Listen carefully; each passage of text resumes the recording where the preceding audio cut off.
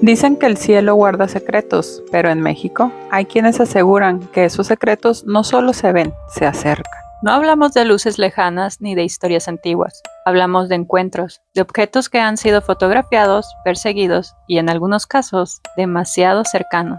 Esta noche no es de teorías, es de testimonios, de personas que miraron hacia arriba y no volvieron a ver el cielo igual. Así que apaguen la luz, suban el volumen, porque lo que están a punto de escuchar ocurrió aquí, en México.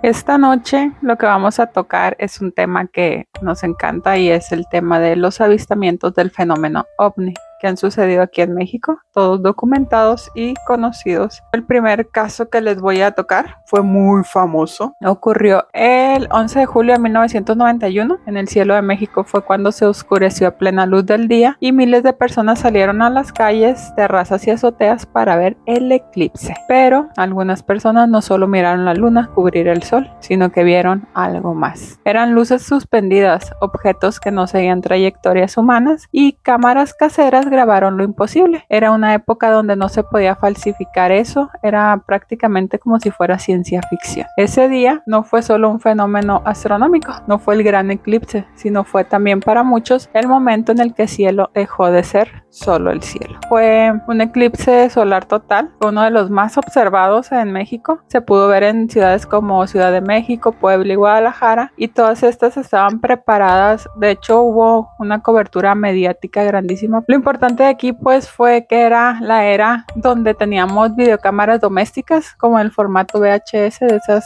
videocámaras súper antiguas. No existía lo que hay ahorita. La IA, por ejemplo, no contaban con edición digital masiva como lo es ahora. Y lo que se grabó en teoría pues eran cosas que no deberían de estar allí. Hubo muchísimos testigos, muchas cámaras y muchas coincidencias. El video que encendió todo esto fue el video de Jaime Maussan. El 11 de julio de 1991 no era un día cualquiera para la televisión mexicana, era un evento nacional. El eclipse total había convertido al país entero en un observatorio improvisado. En medio de esta cobertura, el periodista Jaime Maussan comenzó a recibir algo inusual, llamadas. Eran muchas llamadas. Personas que afirmaban que además del eclipse estaban viendo objetos extraños en el cielo. Pero esto no solo se quedó en palabras. Horas después comenzaron a llegar las cintas. Videos grabados desde distintos puntos. Ciudad de México, Puebla, Estado de México. Todos mostraban algo muy similar. Era un objeto metálico suspendido, sin alas, sin sonido y sin aparente lógica. Maussan decidió hacer lo que pocos periodistas habrían hecho en ese momento. Decidió mostrarlo. El impacto fue inmediato. El país acababa de ver no uno, sino múltiples registros de un fenómeno inexplicable en una época donde era muy difícil, sino prácticamente imposible falsificar para un ciudadano normal, pues. Años después, Maussan seguiría defendiendo ese momento como uno de los más importantes en la historia de la ufología en México. Pero aquí vienen detalles que incomodan a muchas personas, que los videos no coincidían entre sí, pero aún así coincidían en todo. Sí, porque fueron muchas las personas que miraron este objeto, ¿no? Sí, y de hecho tenemos un par de historias o casos de diferentes personas de diferentes ciudades que los grabaron y cómo los testimonios de ellos se mediatizaron. Este es el caso de la señora que estaba en una azotea en la Ciudad de México. Se llama María Elena Sánchez. No era periodista ni creyente del fenómeno OVNI. Era una persona normal, común. Ese día ella subió a la azotea de su casa en la colonia Narvarte con una cámara VHS prestada porque quería grabar el eclipse como todos. En su testimonio, ella describe el momento exacto en el que todo cambió. Ella dijo: pensé que era una estrella, pero no se movía como estrella. Y en la grabación, que sí fue difundida en medios, se observa un punto brillante que se mantiene fijo en el cielo mientras el entorno cambia con el eclipse. María intenta hacer zoom, la imagen tiembla y su respiración cambia. Entonces sucede algo que la descoloca por completo. El objeto se mueve, pero no como un avión, ni como un globo. Se desplaza de forma muy brusca, como si ignorara las leyes del aire, y luego se detiene. En el audio original se escucha la voz de ella que dice: no, eso no es normal. Y ese momento es lo que convirtió la grabación en una de las más inquietantes, porque no hay narrativa preparada, no hay intención de convencer a los demás. Solo es el testimonio de alguien que estaba mirando algo que no debería estar allí. Por eso el caso de la señora María fue uno de los más impactantes, porque como comentamos, en aquella época época cuando tenían las primeras cámaras Sí, con o sea, esos ni siquiera cassettes. existía la forma De manipularlo, de pues, como si fuera manipular IA. eso, sí. Pero también lo que hace bien interesante esta historia, pues, como ya lo mencionamos, es que existen testimonios de diferentes partes de México. Está también los avistamientos masivos en Puebla. Aquí, pues, como en la mayoría del país, hubo parques, calles y azoteas llenas de gente mirando hacia el cielo, y entonces las personas señalaron algo en el cielo. Lo que comenzó como una observación aislada se convirtió en un fenómeno colectivo. Testimonios recogidos por medios locales describen lo mismo: más de un objeto en el cielo. No uno, sino varios objetos. Y algunos testimonios hablaban de luces en formación, otros de discos metálicos y otros de puntos que aparecían y desaparecían. Lo inquietante no fue solo lo que se vio, fue la sincronía. Personas que no se conocían y en distintos puntos de la ciudad describieron lo mismo con pocas variaciones. Y una frase se repite en varios testimonios: no éramos solos nosotros, todos lo estaban viendo. Aquí es donde la historia se vuelve un poquito incómoda para cualquier explicación simple, porque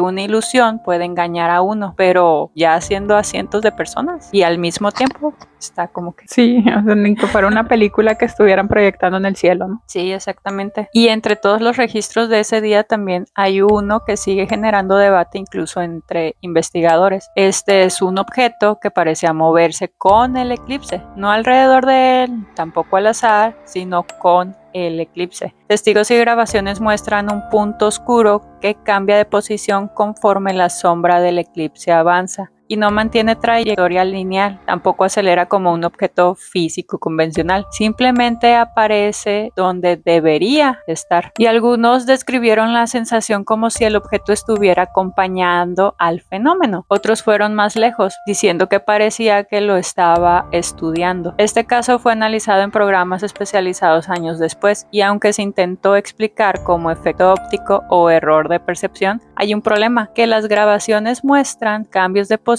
reales, no solo ilusión. Y ahí es donde todo se rompe, porque si no era un objeto físico convencional, entonces, ¿qué era lo que se estaba mirando? Entonces, ¿qué era? Esa es la incógnita que hasta ahorita, o sea, 20, Sí, 30 años después, queda. Del mismo eclipse hubo avistamientos también en Guadalajara, en Estado de México, y los testimonios son muy similares, sobre Sí. todo las personas que mandaron las grabaciones. Ustedes lo pueden verificar en internet o si tan solo irse a la hemeroteca, porque se ven los periódicos con las portadas de ese año. Así es. Fue muy interesante y uno de los primeros casos de avistamiento Uno de los casos que se masivo, volvió más viral, virales, digamos, y ¿no? que Para hasta la ahorita época. sigue dando de qué hablar. Sí, claro. Justo por eso, porque están las grabaciones, está la gente que miró, y no fue nada más una persona, fueron Miles. cientos, miles, y fue alrededor del país. Sí, sumamente interesante, y hasta ahorita sigue la incógnita porque han tratado de desechar esos testimonios, pero hasta ahorita no se ha podido. Sí, ni siquiera lo han podido desacreditar diciendo que es ilusión o manipulación o nada de eso. O sea,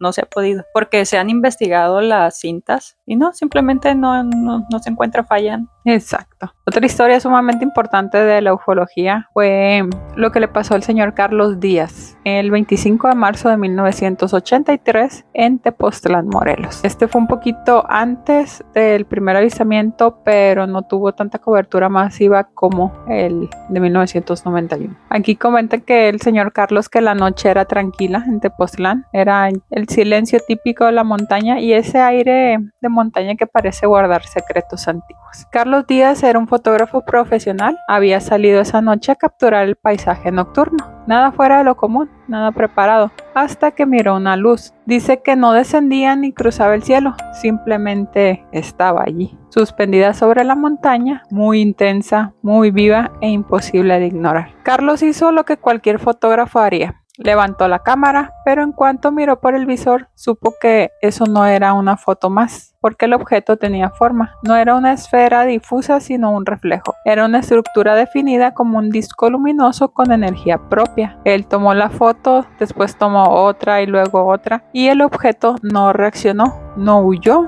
no cambió, no se movió. Era como si supiera que estaba siendo observado. Las imágenes resultantes dieron la vuelta al mundo, ya que fueron analizadas por especialistas en fotografía, y aunque hubo intentos de desacreditarla, nunca se comprobó manipulación directa. Pero lo más inquietante vino después. Carlos afirmó que ese no fue su único encuentro, que el objeto o lo que sea que haya visto volvió, que hubo contacto y que hubo comunicación. Y aunque muchos dudaron, otros vieron en sus fotos algo difícil de explicar. No parecían hechas por alguien que intentaba engañar, parecían hechas por alguien que estuvo en el lugar equivocado, en el momento exacto. Y lo interesante de estas historias no es que se han intentado desacreditar, Siempre. pero pues nunca. Nunca se pueden comprobar, por más que las estudian, nunca se puede comprobar que haya habido manipulación o... Sí, exactamente. Y siempre quieren hacer pasar a los que miraron cosas como locos. Sí. Pero pues en el primer caso, en el de Maussan, por ejemplo, fueron miles de personas. Y es lo mismo que intentaron hacer con el señor Carlos Díaz, pero...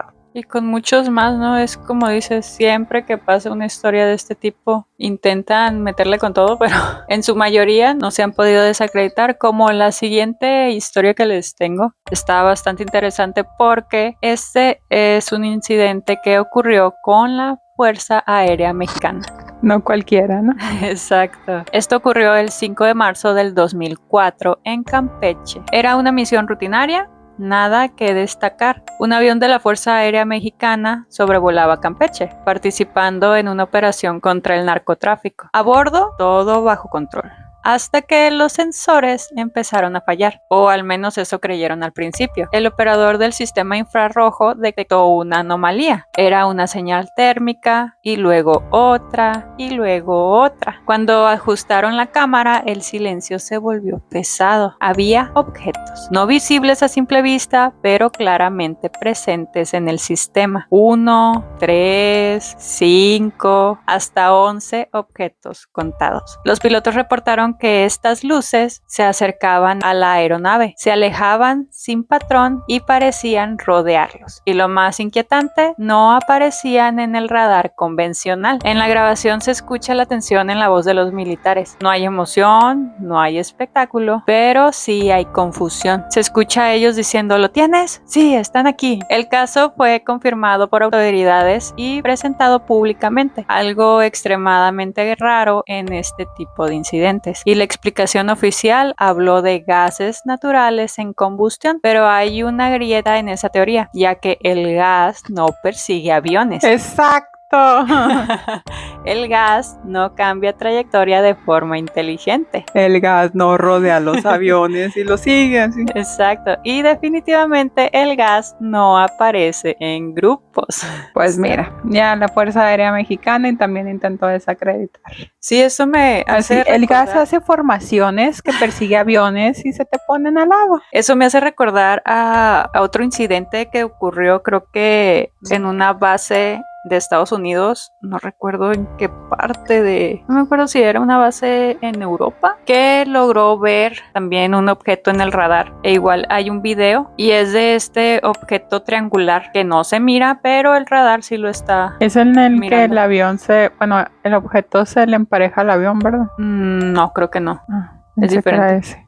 Y hablando de cosas raras, aparte de los objetos o los gases que persiguen aviones, este caso que fue muy conocido es de Jonathan Reed, pero aquí más que un objeto es un ser.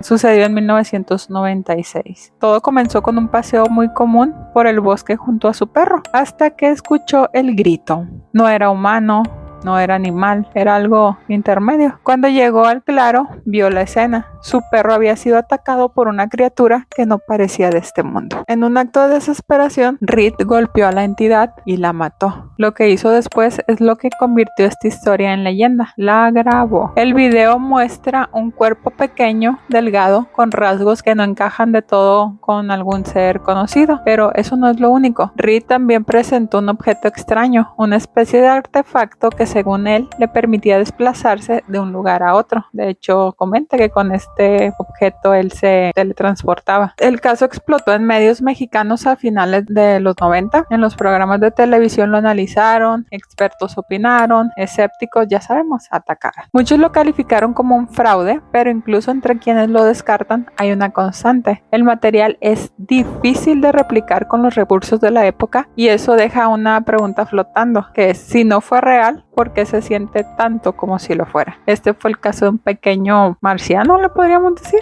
o un extraterrestre, mejor dicho, porque no sabemos si era de Marte. Y ahí están las pruebas, están los videos, está la criaturita que medía como 50 centímetros, así dormida y tirada. Y hasta ahorita Jonathan Reed ha sido, bueno, sigue siendo un nombre que sale mucho en estos temas de ovnis. Muchos lo toman como el hazmerreír. Sí, pero la cosa es que inclusive tenía el cuerpo del ser. Que al final de cuentas se terminó quedando el gobierno de Estados Unidos con él. Se lo quitaron. Ajá. Y luego como para decir que no. Para no decir es que es nada. un monito, ¿para qué lo quieren pues? Exacto. Sí, Porque pues obviamente. después salió con otras cosas que han tratado de desacreditarlo completamente y decir que es un nombre muy loco, pero insistimos, nunca se le puede comprobar que no es cierto lo que dice. Pero pues obviamente hay muchas más historias de este tipo. En este caso está el avistamiento masivo ocurrido en Ciudad Madero. Desde los años 60 hasta la actualidad se dice que siguen habiendo avistamientos en esta zona. Pues sí, se comenta que Ciudad Madero aquí es una de las que tiene más avistamientos de este fenómeno, del fenómeno ovni aquí en México. Y esta es una historia que al parecer pues no tiene fin. En Playa Miramar, desde los años 60, pescadores han contado lo mismo. Luces en el horizonte, movimientos en el agua, objetos que emergen del mar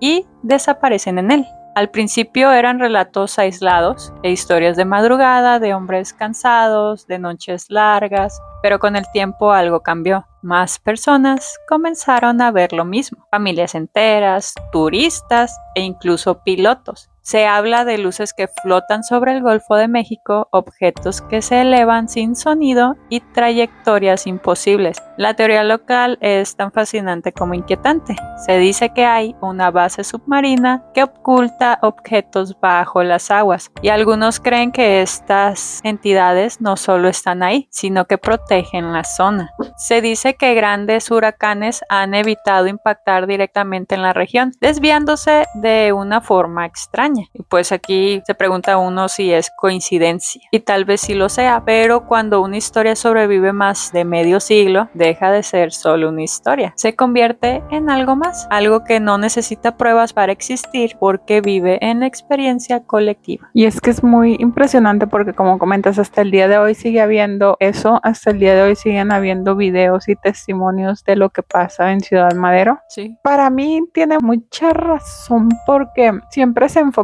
en el fenómeno ovni que en el cielo. Sí. Pero hay varias partes de aquí en México, como en el Golfo de México, ahí en Ciudad Madero, está cerca del mar, en Mazatlán, ha habido casos así. Inclusive aquí en nuestra ciudad, recuerdo cuando yo estaba más pequeña, que se decía que en cierta área que rodeada de agua, habían objetos que se miraban luces meterse y salir del agua. Y con una velocidad impresionante en la noche. Exacto, y que, no, bueno, ya no sé del tema, ya no he escuchado en los últimos años, pero sí fue algo que si sacabas el tema de, fulanito aparte es cierto, las luces. Sí, pero aquí eran muy conocidos porque eran unas luces rojas. Sí, exacto. Que se metían y se salían con una velocidad, o sea, en un parpadeo ya estaban dentro del mar. Se me hacía siempre bien interesante porque en la gente ya no mirabas miedo, ¿no? Era como, lo normal, sí.